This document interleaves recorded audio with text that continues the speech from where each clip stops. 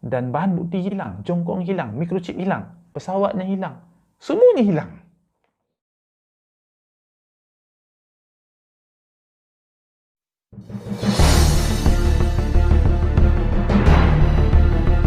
Assalamualaikum warahmatullahi wabarakatuh dan selamat datang kepada anda semua ke channel Jejak Alam Misteri. Terima kasih bagi anda yang terus setia menonton video-video di channel ini.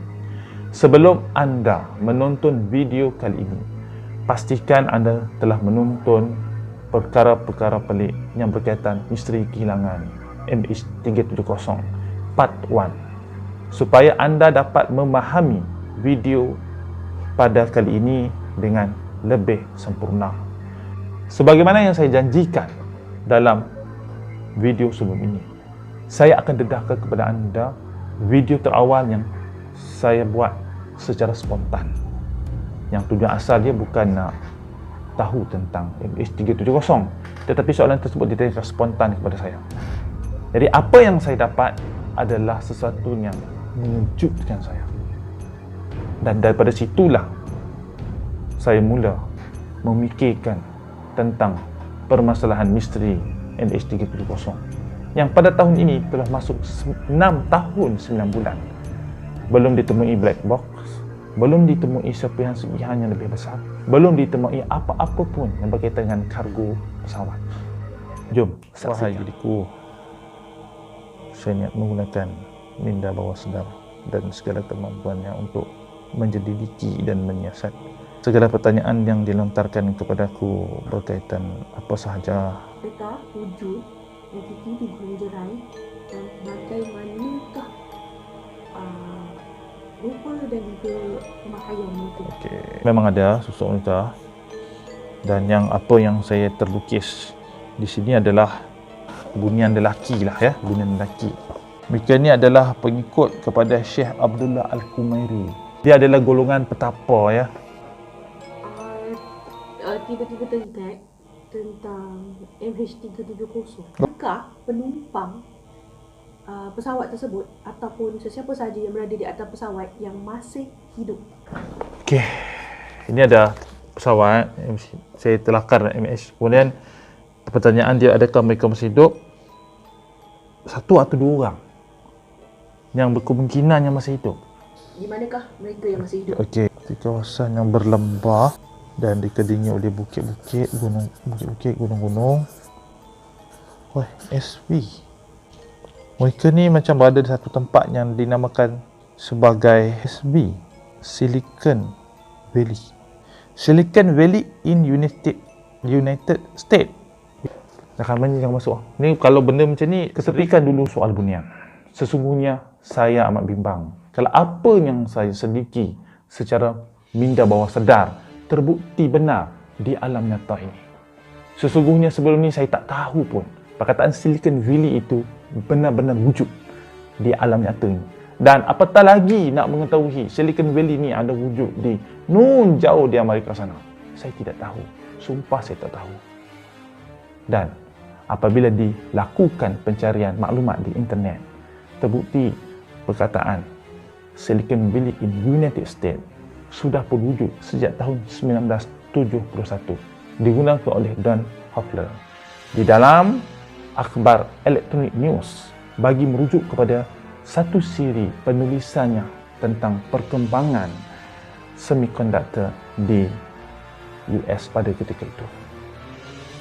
Jadi, apabila perkataan di Silicon Valley ini telah menyebar luas melalui media dan mereka mengambil Silicon Valley ini sebagai satu nama yang rasmi bagi merujuk kepada satu kawasan yang luas di California, United States, Amerika Syarikat. Sebelum itu, saya mohon pada anda, jangan terlalu serius menanggapi apa yang saya nak mahu sampaikan ini. Anggaplah ia sebagai satu bentuk hiburan dan satu bentuk maklumat yang anda perlu timbang untuk menerima atau menolaknya. Silicon Valley, dia merujuk kepada satu kawasan di Amerika Syarikat, iaitu di California. Di situ terdapatnya lembah Santa Clara, yang di situ ada bandar-bandar yang besar. Di seluruh kawasan ini, di lembah Silicon yang bunduk di kawasan inilah terdapatnya pelbagai syarikat multinasional dan konglomerat dalam bidang telekomunikasi, satelit dan sebagainya.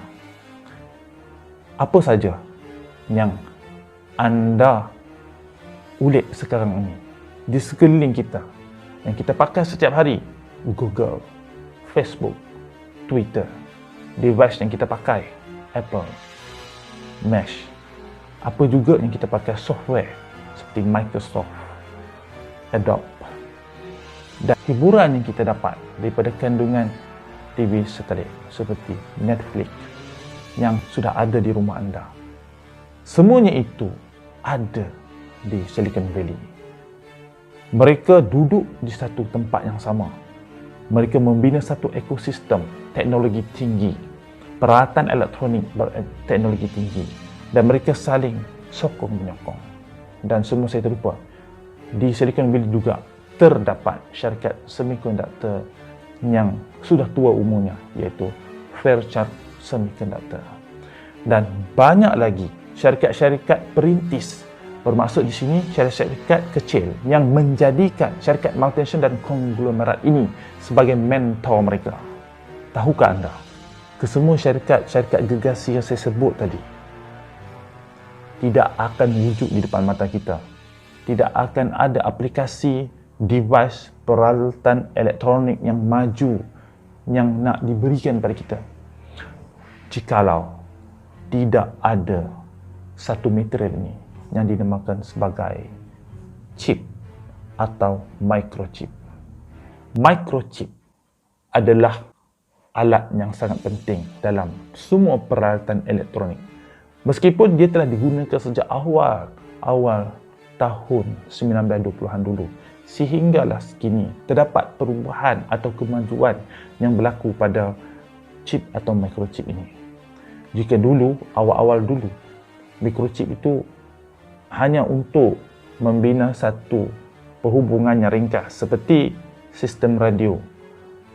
Ada bitar, ada transistor dan ada alat-alat yang asas pada sebuah chip. Tapi seiring bertambahnya dari tahun ke tahun, era ke era, teknologi chip atau microchip ini semakin berkembang dan semakin berkembang. Anda tengok telefon anda sendiri.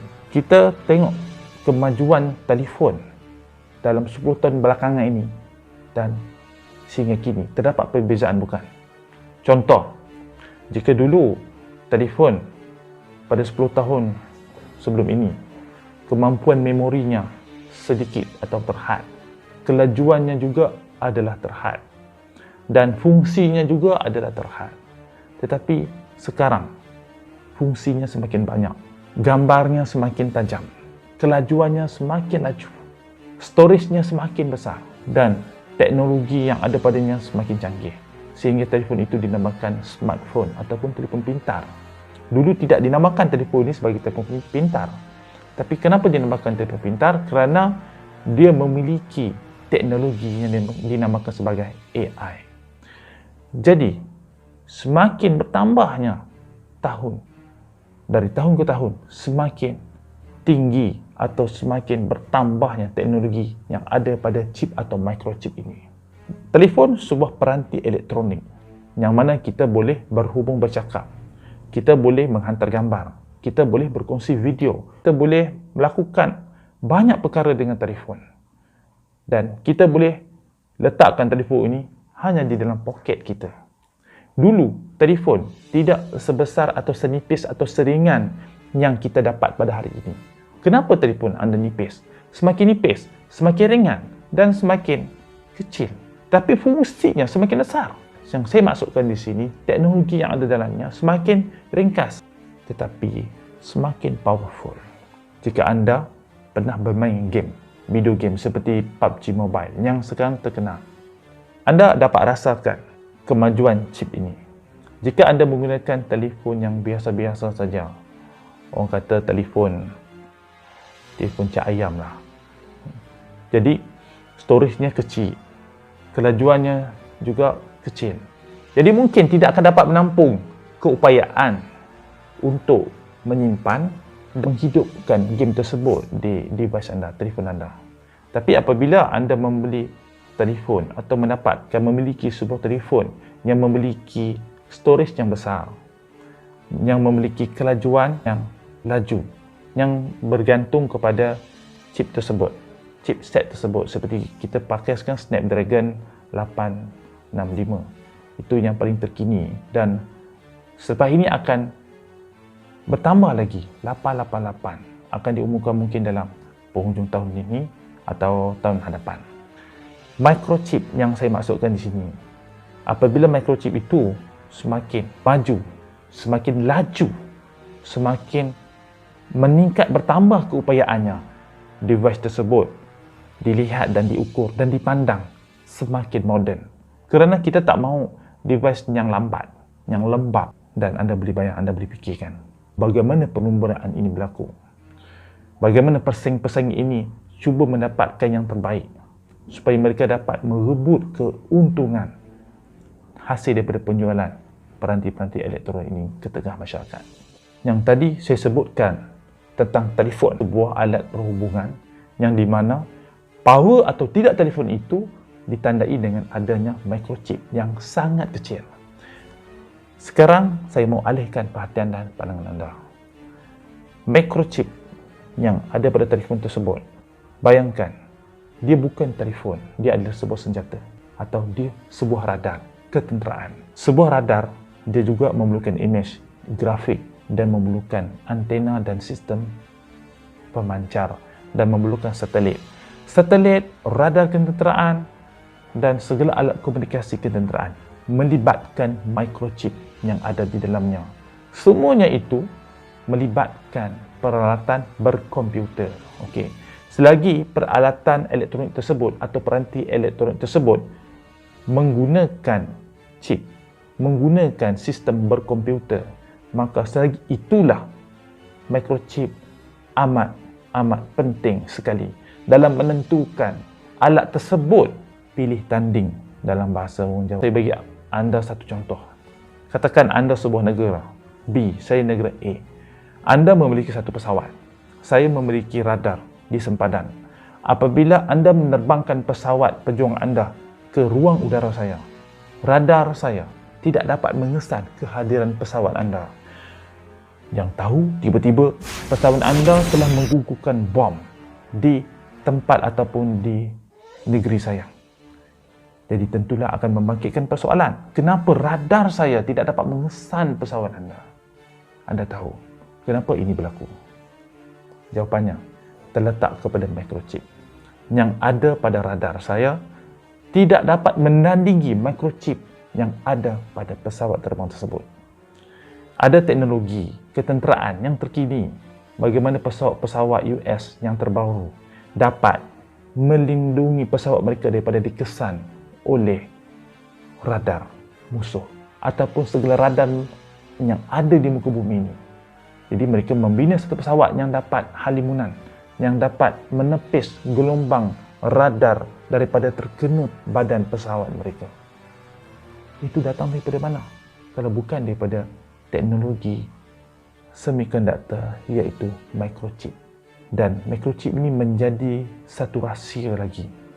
Kerana setiap syarikat semiconductor yang membina microchip mempunyai rahsia-rahsia mereka sendiri. Kita tahu asas bagi sebuah microchip itu, dia mesti ada litar silikon, dia mesti ada diod, dia mesti ada perintang. Kita belajar semua ini di sekolah ataupun di universiti. Tetapi ada lagi semiconductor yang lain yang kita tak tahu, yang dimasukkan bersama chip-chip tersebut, atau chip tersebut bagaimana direka bentuk atau diprogramkan. Itu menjadi rahsia perusahaan semiconductor di seluruh dunia. Bukan sahaja dalam radar ketenteraan yang saya nak masukkan di sini, tetapi semua saja peralatan elektronik kita yang kita pakai, semua sekali, termasuk kapal terbang sekalipun. Apatah lagi kapal terbang, kan, mempunyai jutaan bilion bahan-bahan semiconductor di dalamnya. Jika sesebuah peranti elektronik tersebut dianggap maju, meninggalkan pesaing-pesaingnya, dia anggap alat yang lebih maju daripada alat yang lain. Penandanya adalah terletak kepada bahan untuk membinanya. Semikonduktor yang biasa digunakan terdiri daripada tembaga, dijadikan sebagai wayar ataupun membina litar-litar, ataupun germanium. Sebenarnya tidak ada satu perbezaan yang khusus pun, melainkan dari peringkat akademik. Tapi di peringkat perusahaan, bila dikatakan chip ataupun chipset, dia merujuk keseluruhan sekali, termasuk litar. Kerana chip tu dah jadi microchip. Micro tu kecil, dia lagi kecil lagi, sehingga kita tak dapat nak bezakan antara yang transistor, diod, perintang dengan litar. Dah tak dapat nak beza. Dia macam satu badan, satu tubuh. Dan kita boleh katakan sebagai dia sebagai satu sebutan litar sepadu atau litar terkamera. Okey, anda boleh menggunakan apa saja ayat. Saya tidak mahu membahaskan tentang istilah. Cukup saya mengatakan tentang chip atau microchip. Microchip yang semakin maju ditandai apabila microchip tersebut dapat menyimpan lebih banyak transistor, daripada jutaan kepada puluh juta, kepada ratus juta transistor, kepada trilion barangkali dalam litar yang sangat kecil. Jadi itulah penanda aras dia. Dan salah satu bahan yang penting dalam pembinaan semikonduktor ini pada zaman kini bukan saja germanium atau tembaga atau silikon, tetapi juga adalah emas. Anda perlu tahu, dalam untuk membina semikonduktor diperlukan silikon. Silikon ini ada banyak jenis, ada banyak dia punya grade dia. Dan silikon yang diperlukan untuk kita membina peralatan elektronik yang maju, kita perlukan namanya silikon tulen berhablur. Untuk mendapatkan silikon tulen berhablur ini, silikon ni dia satu unsur yang kita boleh dapat di muka bumi ni. Tapi apabila kita nak dapat silikon tulen berhablur, kita perlu melakukan proses kimia untuk kita nak mengasingkan dia dengan benda asing atau unsur-unsur kimia yang lain, supaya dia dapat yang tulen betul dan dia menjadi hablur. Namun demikian, proses tersebut amat rumit dan susah. Kosnya tinggi. Kadang ada kalanya perlu dibuat berkali-kali. Jadi, dia tidak begitu ekonomik dari segi masa dan kos. Selain daripada silikon itu sendiri, emas juga digunakan sebagai konduktor. Kerana di dalam emas itu terdapatnya silikon tulen yang berhablur. Emas adalah satu unsur yang bersifat tetap dan dia tidak mudah bertindak balas dengan cecara-cecara kimia, dan dia juga penebat yang baik. Kerana itulah emas digunakan sebagai pelapis enjin pesawat NASA. Kerana sifat emas itu sendiri, dia menstabilkan suhu enjin pesawat, dan ini tidak ada pada logam yang lain. Emas ni dia tidak berkarat dan dia mudah dilenturkan. Kita tidak tahu ada lagi logam lain selain pada emas yang mudah dihelai-helaikan. Maksudnya macam rambut tu jadikan satu wayar, jadi himpunan wayar yang lebih halus daripada rambut kita. Sebab itulah bagi microchip dan chip pada waktu kini, zaman now ini, semuanya ada emas pada litar dia. Saya tak cakap tentang chip yang ada dalam telefon saja yang ada emas. Chip di dalam CPU kita pun ada emas. Dalam peralatan-peralatan elektronik berteknologi tinggi yang lain pun ada emas. Dalam radar, dalam teleskop yang berkuasa tinggi pun pasti ada emas. Jadi emas merupakan bahan asas untuk membina bahan ataupun membina chip yang lebih maju ke hadapan dan lebih mampu beroperasi dengan segala macam fungsi dengan kuasanya optimal dan stabil. Jadi itulah apa yang saya temui dalam pencarian saya maklumat di internet. Emas, microchip, Silicon Valley. Sekarang anda tentu tertanya-tanya, apakah kaitan dengan kehilangan MH370? Saya tidak mahu menguraikan tentang perjalanan MH370 kerana itulah metod pencarian selama ini yang digunakan pakai. MH370 berakhir di Lautan Hindi berdasarkan isyarat yang diterima daripada Inmarsat. Bila dah cari tak jumpa, tamat. Kenapa kita tidak mahu mengkaji misteri kehilangan MH370 ini dari sudut-sudut yang lain? Jadi sebagaimana saya beritahu pada awal video tadi, saya telah mendapat satu intuisi daripada minda bawah sadar saya tentang adanya di kalangan penumpang MH370 terselamat dan berada di Silicon Valley. Saya tidak mahu katakan siapa individu tersebut kerana saya tahu kalau saya sebut akan menyebabkan orang akan membum saya. Kerana apa? Kerana saya tidak ada alat saintifik. Saya tidak ada bukti saintifik. Saya bukan orang yang pakar rujuk dalam bidang pencarian dan terlibat dalam pencarian. Saya menggunakan minda bawah sadar satu teknologi yang Tuhan dah adakan pada diri kita semua. Okey. Jadi saya tidak mahu membahaskan bab itu. Cumanya saya nak beritahu kat sini, bila saya menemui Silicon Valley itu secara intuisi, saya cari dalam maklumat, dia memang ada dalam wujud dan dia berkaitan dengan teknologi terkini, itu microchip, yang menjadi asas kepada kemajuan gadget-gadget termoden dan tercanggih sebagaimana saya tersebut, termasuk sama ada dalam bentuk hardware ataupun software. Jadi, saya nak tarik perhatian anda kepada apa yang berlaku di negara kita sebelum kehilangan MH370. Pada tahun 1994, telah berlaku satu rompakan yang mengejutkan seluruh negara kita. Rompakan emas yang bernilai 12 juta. Yang uniknya, kejadian rompakan ini berlaku di tempat yang paling dikatakan paling selamat, iaitu di lapangan terbang Subang. Kumpulan geng yang melakukan rompakan ini dikenali sebagai geng mamak. Kenapa geng mamak? Kerana rupa mereka seperti mamak dan apabila disiasat, mereka ini terdiri daripada anak jati Kuala Kangsara, Perak. Dan anggota dalam kumpulan ini adik-beradik atau saudara mara, orang yang terdekat dengan mereka. Kecurian jongkok emas bernilai 12 juta tersebut tidak ada penyelesaian sampai sekarang.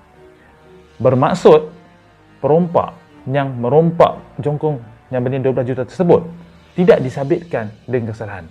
Bukan tidak disabit, tidak dapat disabitkan dengan kesalahan, dipenjarakan dan sebagainya. Kerana kekurangan atau ketiadaan bukti untuk mensabitkan mereka. Pihak polis hanya boleh menangkap geng mamak ni, tahan mereka. Tapi apabila polis ketiadaan bukti, terutamanya jongkok emas. Jongkok emas yang dikatakan mereka curi itu sudah tidak ada pada mereka. Itu bahan bukti yang penting untuk kita membuktikan seorang itu bersalah. Tapi bahan bukti itu tidak ada. Dan yang kedua, rompakan yang dilakukan itu tidak menggunakan senjata dan sebagainya. Dilakukan secara aman-aman saja. Bawa lori kontena, masuk, tak tahulah apa yang berlaku sebenarnya. Anda boleh rujuk sendiri kes tersebut.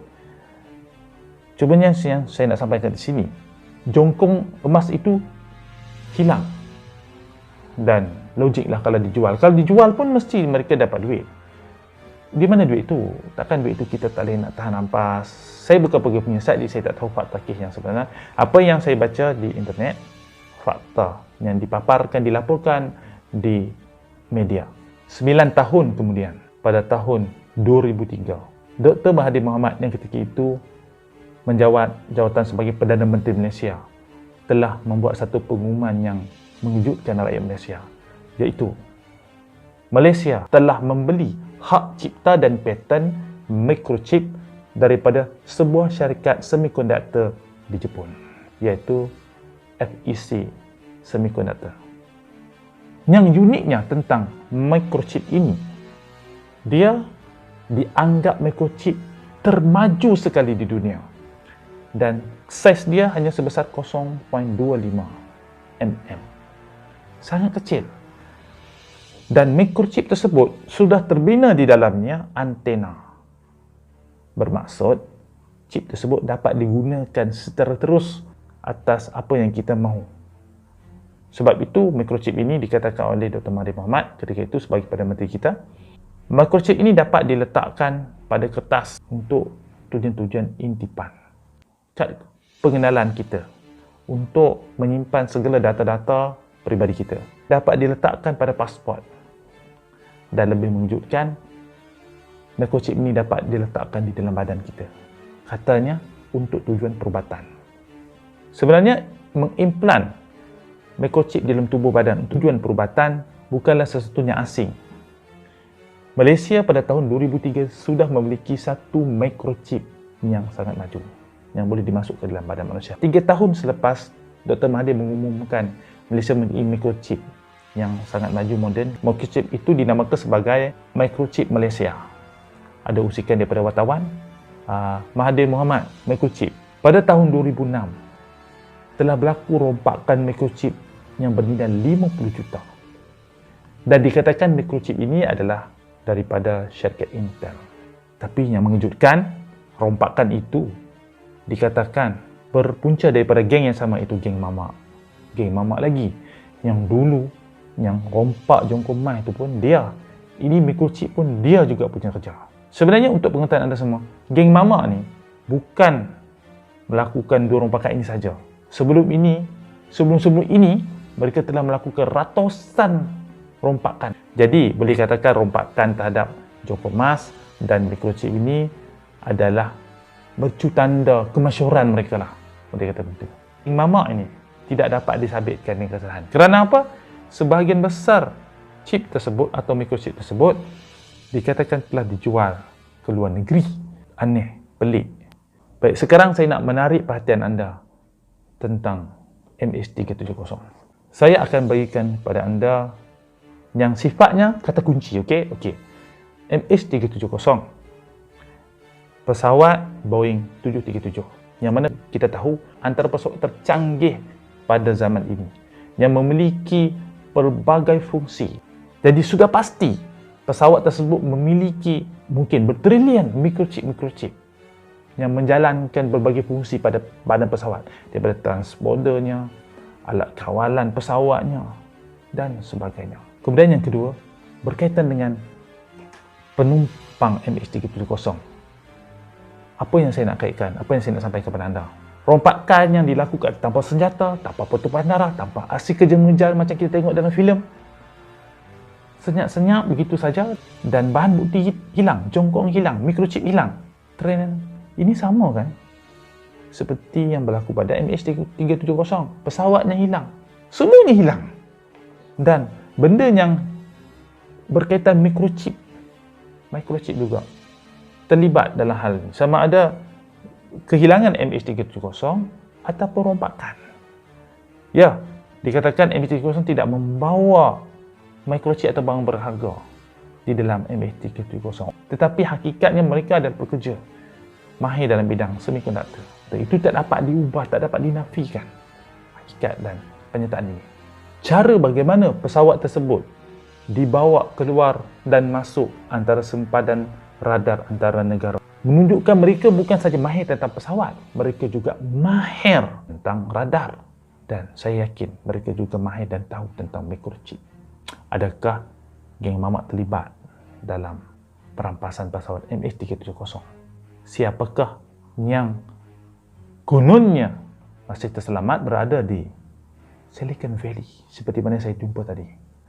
Saya tidak mengatakan apa yang saya jumpa ini benar, tetapi perkataan Silicon Valley itu bila di cross check memang dia wujud, memang dia ada, dan dia berkaitan juga microchip, berkaitan teknologi microchip, berkaitan dengan teknologi tinggi kita yang kita pakai sehari ni. Google, Twitter, Facebook, semuanya berpangkalan di Silicon Valley. Dan peralatan elektronik ini semuanya menggunakan microchip. Dan kita Malaysia pernah memiliki microchip yang termaju dan termoden. Dan kita juga, negara kita mengalami perompakan microchip yang terbesar. Dan kita juga mengalami rompakan emas yang tak dapat diselesaikan. Jadi, kalau kita letakkan benda ini satu tempat yang sama, dia mempunyai satu perkaitan. Tapi kita tidak ada bukti. Ya, sekali lagi, saya pun tidak ada bukti untuk nak mengatakan apa-apa, nak mengaitkan apa-apa di sini. Saya hanya memberikan anda pecahan puzzle.